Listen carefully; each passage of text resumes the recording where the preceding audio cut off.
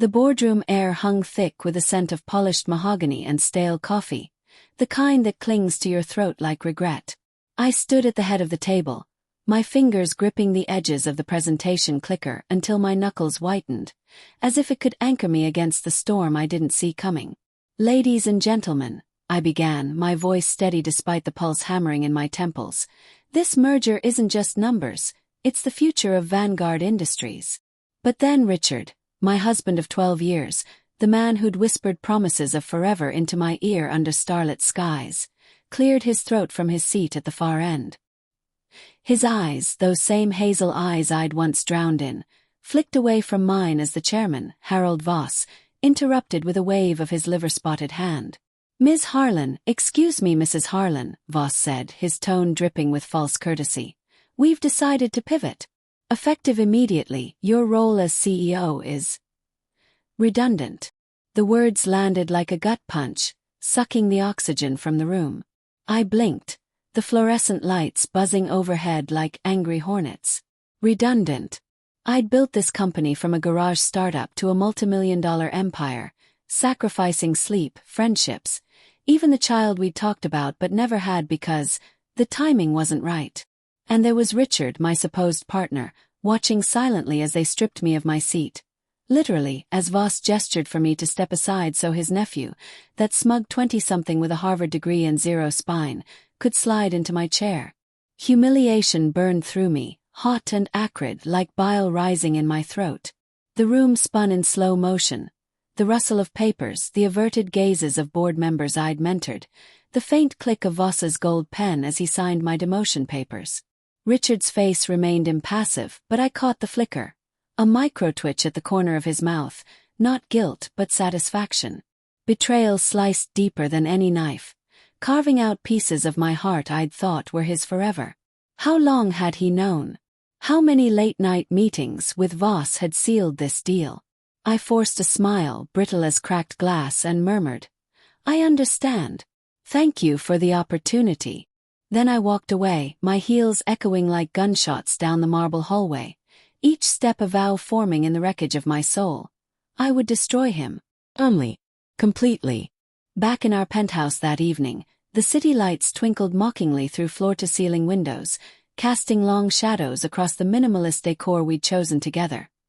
His taste for sleek chrome, mine for warm accents now feeling like a farce. I poured a glass of Merlot, the liquid swirling blood red, and sank into the leather sofa. Richard arrived late as always, his tie loosened, smelling faintly of bourbon and another woman's perfume. Subtle, floral, not mine.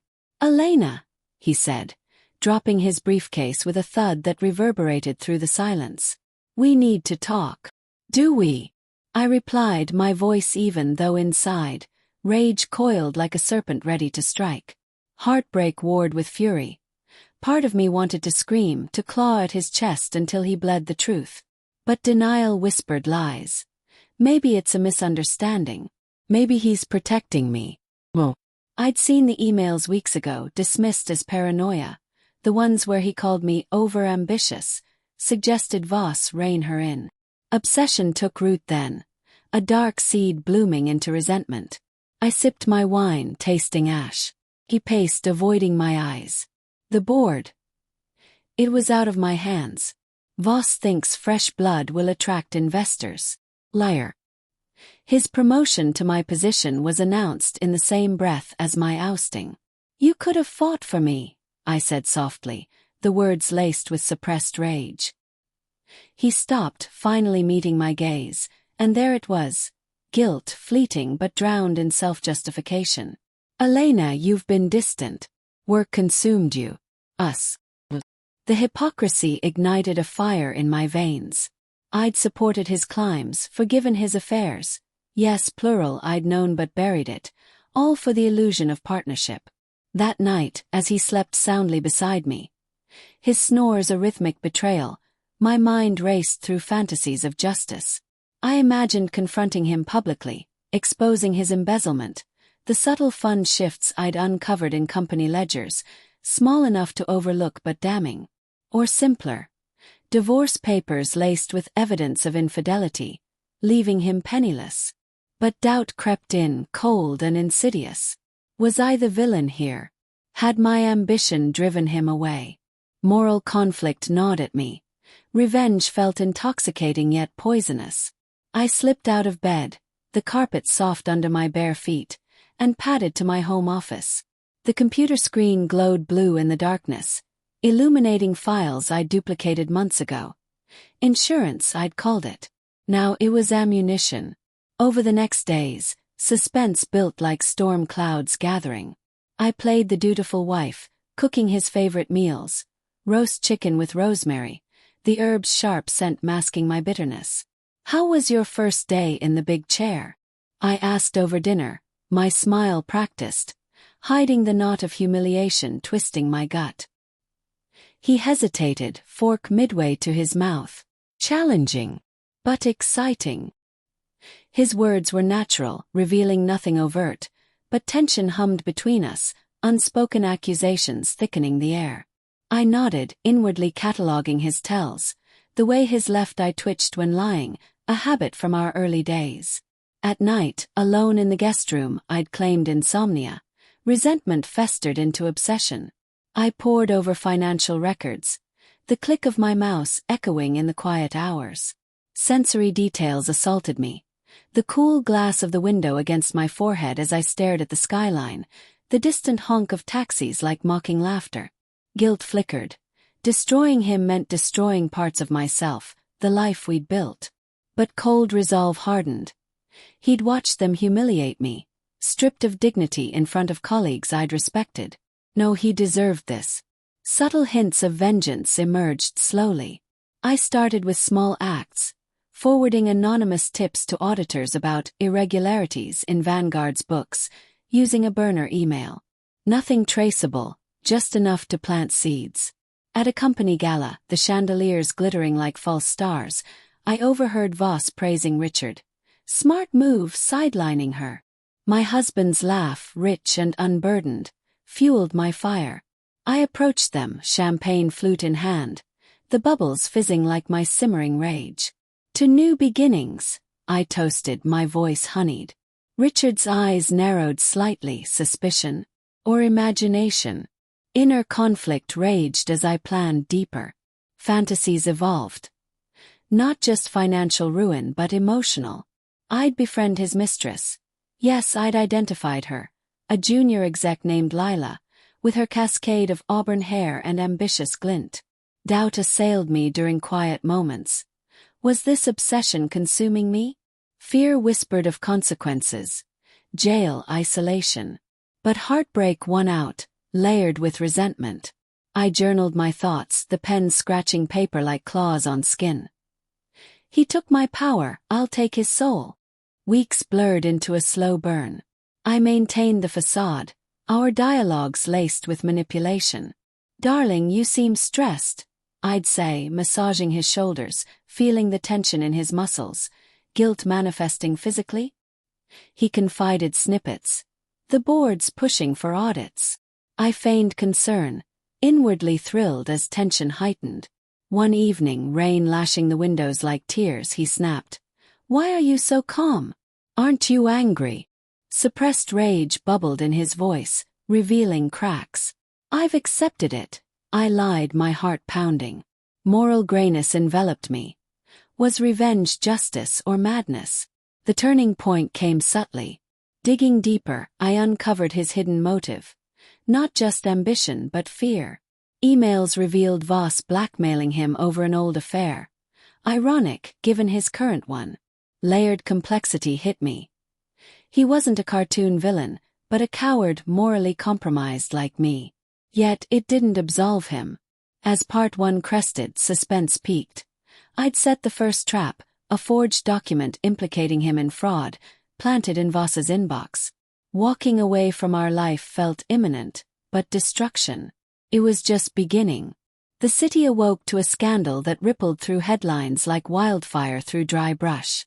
Vanguard CEO embroiled in fraud allegations, blared the morning news, the ticker tape scrolling accusations I'd meticulously orchestrated. I sipped coffee in our kitchen, the aroma rich and grounding as Richard burst in. His face ashen. "I ask you. Elena, have you seen this?" His voice cracked, a mix of panic and accusation. Heartbreak twisted anew. Seeing him unravel stirred guilt, but cold resolve silenced it. "Seen what?" I asked innocently, though inside, obsession pulsed triumphantly. He thrust his phone at me, the screen glowing with damning details. Forged transfers, backdated signatures, all pointing to him. "This is bullshit. Someone's framing me." Natural dialogue flowed, revealing desperation. I tilted my head, feigning shock. "Who would do that?" Suspense thickened. He paced, the floorboards creaking under his weight, rain from last night pooling on the sill like unshed tears. Doubt flickered in his eyes. Did he suspect me? Early signs had been quiet. My unusual calm, the anonymous tips he'd dismissed as paranoia. As days unfolded, tension rose like a crescendo. I executed the plan with strategic precision, moments of quiet calculation interspersed with action. First, I met Lila at a cafe, the clink of cups and murmur of patrons masking our conversation. "I'm Elena Harlan," I introduced, my smile warm, hiding resentment. She paled, auburn hair catching the light like a warning flare. "Richard's wife." Her motivations emerged. Not love but leverage, climbing the ladder via his influence. Morally gray like him, like me. "He's using you," I said softly, planting seeds of doubt. Her response was layered, defensiveness laced with curiosity. "What do you want?" Manipulation heightened. I shared evidence of his other affairs, watching her resolve crumble. Inner thoughts tormented me during lulls. Was this poetic justice or descent into madness? Fear of exposure gnawed. What if traces led back? But fantasies of his downfall propelled me. Him stripped of status, watching helplessly as I had. Guilt surfaced in dreams where I begged his forgiveness, only to wake sweating, resolve renewed. Pacing accelerated as retaliation built. Richard grew erratic, our home a pressure cooker. "The auditors are coming," he confessed one night, whiskey glass trembling in his hand. The amber liquid sloshed, scent sharp in the dim light. "If they find anything." Suppressed rage boiled over. "You did this, didn't you?" His accusation hung electric. I met his gaze, heartbeat thundering. Why would I? Denial felt authentic, layered with truth. I hadn't forged everything. I'd amplified his own sins. Suspense peaked at the emergency board meeting. The same mahogany table, now a battlefield. Voss presided, his face thunderous. Richard defended himself, voice strained. "These documents are fabricated." But I'd ensured chain of custody. Emails from his account, timestamps irrefutable. I attended as support, sitting silently, humiliation's echo fueling my calm.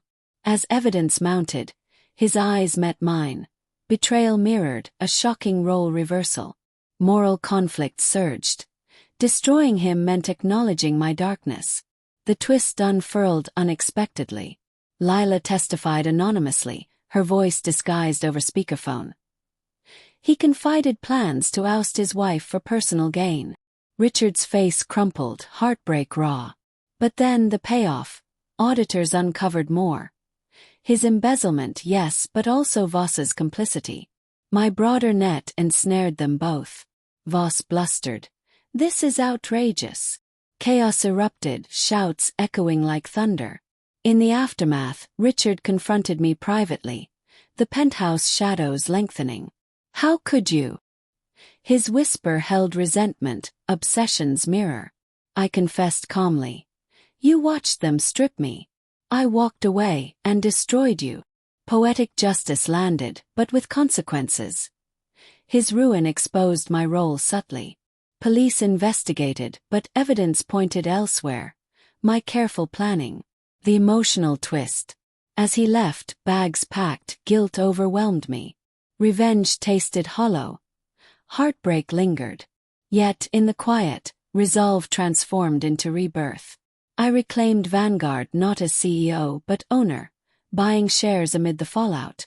The story closed on moral grayness. Justice served, but at what cost?